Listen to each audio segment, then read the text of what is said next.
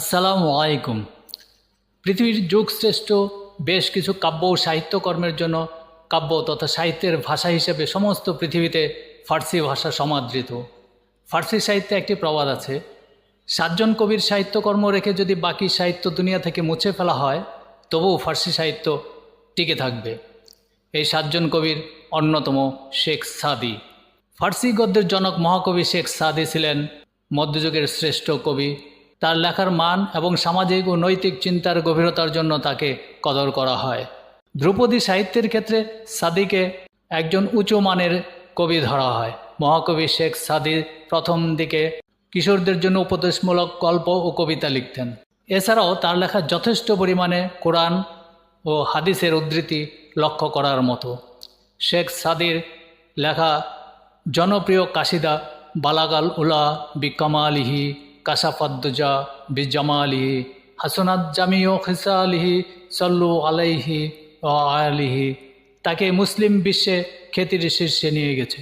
জীবনী সম্ভবত 1200 খ্রিস্টাব্দে ইরানের সুপ্রসিদ্ধ সিরাজনগরে এক সম্ভ্রান্ত পরিবারে শেখ সাদি জন্মগ্রহণ করেন।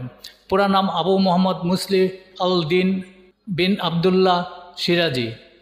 শেখ সাদি বা সাদি সিরাজি বলেও পরিচিত। সাদির বাবার নাম সৈয়দ আবদুল্লাহ, মায়ের নাম মাইমুরা খাতুন। কৈশোরের আগেই কবির বাবা মারা যান।